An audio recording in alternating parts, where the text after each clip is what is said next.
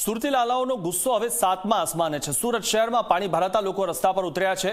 નાગરિકોએ મનપા સામે આક્રોશ વ્યક્ત કર્યો છે। મહાનગરપાલિકા હાય હાયના નારા પણ લગાવ્યા। લોકો રસ્તો બંધ કરીને ધરણા પર ઉતર્યા છે।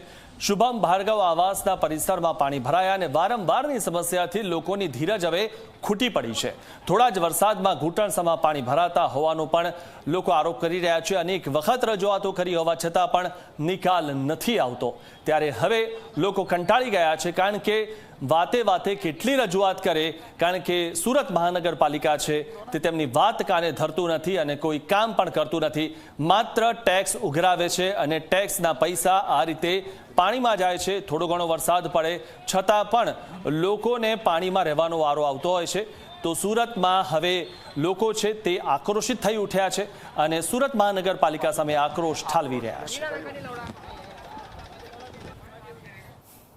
સુરત શહેરમાં વરસાદી પાણી ભરાઈ જતા લોકો રસ્તા પર ઉતર્યા છે અને રસ્તો બંધ કરી દેવામાં આવ્યો છે, કારણ ત્રીજી વખત સુમન ભાર્ગવત આવાસમાં જે છે પરિસરમાં જે છે પાણી ભરાઈ ગયા હતા અને રોડ પર પણ પાણી ભરાઈ ગયા છે, જેને લઈને લોકો હેરાન પરેશાન થયા છે। ત્યારે લોકોએ જે છે આખો રસ્તો બંધ કરીને સુરત મહાનગરપાલિકા સામે વિરોધ જે છે દર્શાવ્યો છે। આ જોઈ શકો છો, પોલીસ પણ અહીં આવી પહોંચી છે અને પોલીસ સમજાવવાનો પ્રયાસ કરી રહી છે, પરંતુ અહીં તમે જોઈ શકો છો કે અહીં એક શોપિંગ મોલ આવેલો છે, ત્યાં પણ પાણી ભરાઈ ગયા છે પરિસરમાં અને સાથોસાથ જે ભગવાન મહાવીર કોલેજ રોડ છે ત્યાં પણ પાણી જોવા મળી રહ્યું છે। પરંતુ આ વારે ઘડી પાણી ભરાઈ જતા લોકો જે છે હેરાન પરેશાન થઈ રહ્યા છે અને લોકોને ભારે હાલાકી વેઠવાનો જે છે વારો આવ્યો છે।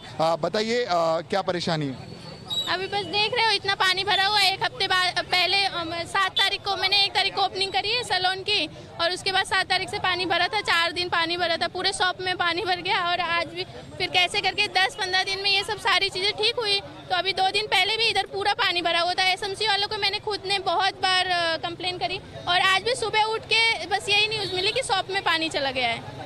बार बार मैंने लाखों रुपए सैलून में डाले हुए, आप खुद जाके देखो, सब फर्नीचर का काम हुआ है सारा। और ऊपर से 1 तारीख को आप ही सोच सकते हो कि कोई बिजनेस हुआ ही नहीं है, फिर बिजनेस किस बात के करने का? ऐसा बोल दो कि आप ये कॉम्प्लेक्स ताला लगा दो कि बैन है, और नहीं तो इंसान क्यों आके यहाँ पे अपना बिजनेस और अपने पैसे क्यों वेस्ट करेगा। हाल तो पाणी उतरी गया है, अनेक दुकानों में पाणी भराई गया था, जेने लईने लोकोमां आक्रोश जोवा मळ्यो छे। जेटली पण पब्लिक हैरान थई रही है छेल्ला घणा समयथी, ए बिचारा लोकोने कोई मदद नहीं आव्युं ने એટલા માટે લોકો રસ્તા પર આવ્યા। રસ્તો જામ થયો, પોલીસની ગાડી આવી, પોલીસ એમ કહે તમે તંત્રને રજૂઆત કરો।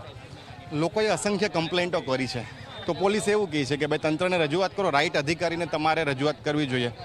તો શું તંત્રએ વેરા બિલ આપ્યું અથવા કોઈ પણ નોટિસ આપી ત્યારે લખેલું છે કે આ પ્રોબ્લેમ માટે આ અધિકારી જવાબદાર છે? હાલની અંદર એટલી હાલાકી છે કે અત્યારે જે પાણી છે ને આ વરસાદનું પાણી નથી, આ બધું ગટરનું પાણી છે। આની અંદર તમે જુઓ તો વાંદા પણ છે અને બહુ ગંદુ કચરું બી છે ને અતિશય સ્મેલવાળું પાણી છે, બરાબર। લોકો પોતાની હેલ્થને જોખમમાં મૂકી અને અહીંયા ઉભેલા છે। લોકોમાં આક્રોશ જોવા મળી રહ્યો છે, કારણ મહાનગરપાલિકાને પ્રી મોન્સૂન કામગીરી કરવાની હોય છે।